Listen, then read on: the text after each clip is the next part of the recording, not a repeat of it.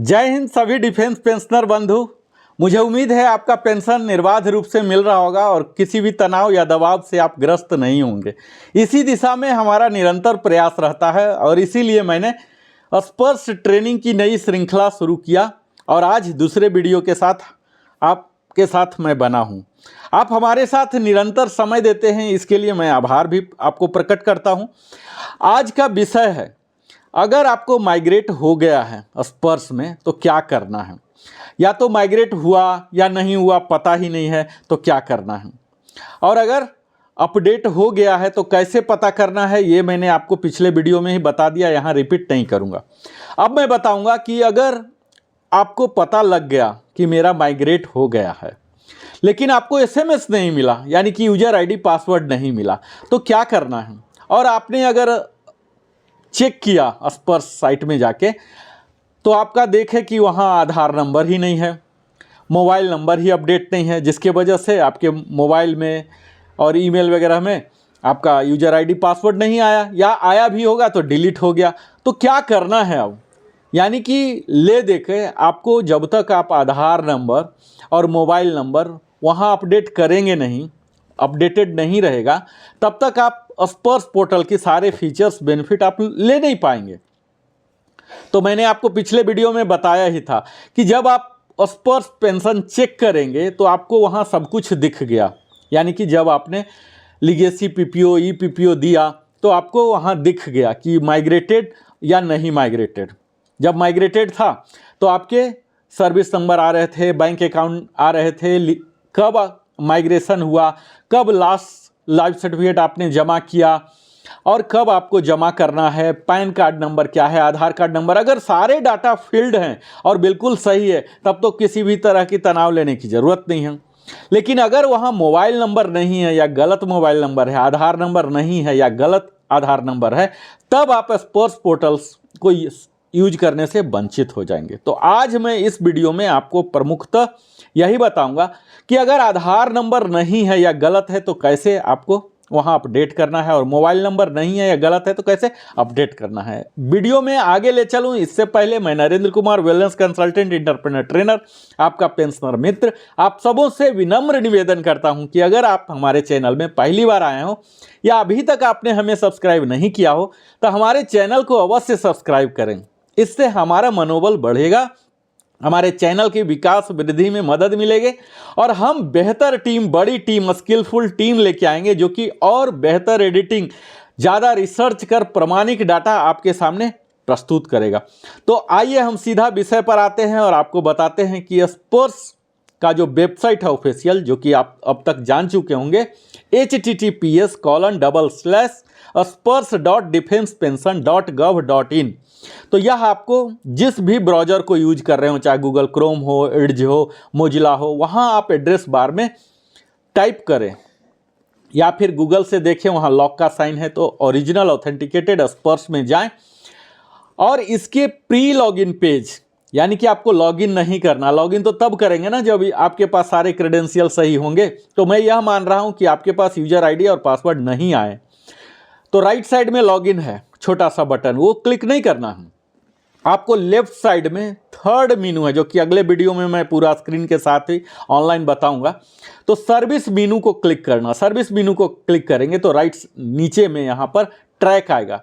Track के अंदर ही आता है अपडेट आधार नंबर। अपडेट आधार नंबर को जैसे ही क्लिक करेंगे तो दो यूनिक आइडेंटिफायर फील्ड आ जाएंगे। इसमें आपको पीपीओ नंबर, स्पर्श पीपीओ नंबर, मैं उम्मीद करता हूं कि आपने माइग्रेशन स्टेटस चेक किया तो वहां से आपको मिल गया, और ई पीपीओ या लीगेसी पीपीओ आपके पास होगा ही, तो यह दोनों आप वहां डाल दें। जैसे आप आगे डालेंगे तो आपको मैसेज आ जाएगा डेमोग्राफी, आपको उससे पहले कैप्चा देना है, वेरीफाई एंड प्रोसीड को क्लिक करना है, तो आपको मैसेज आ जाएगा आधार डेमोग्राफी वैलिडेशन फेल्ड। तो इससे आपको हतोत्साहित नहीं होना है।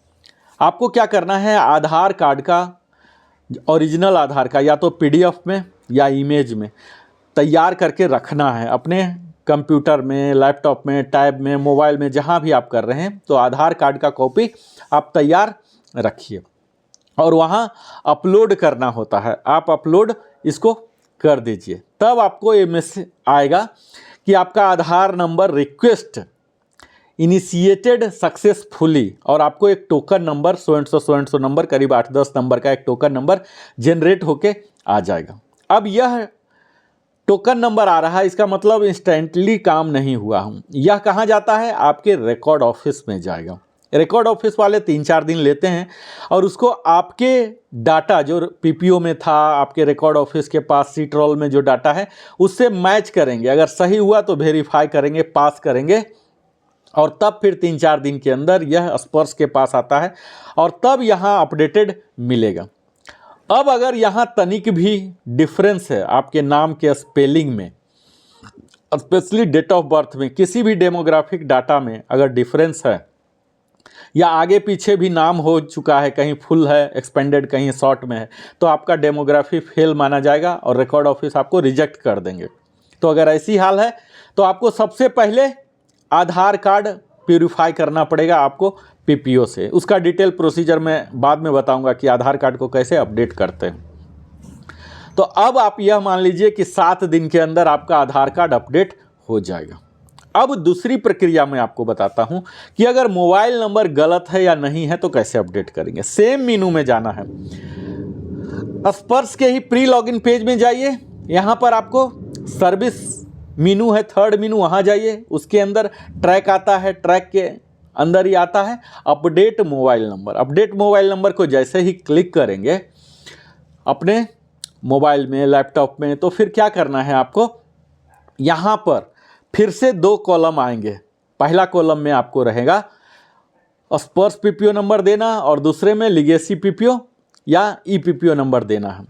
यहाँ आपको 2 रेडियो बटन रहेंगे, या तो सिक्योरिटी क्वेश्चन या आधार, दोनों में से किसी एक ऑप्शन को सेलेक्ट करना।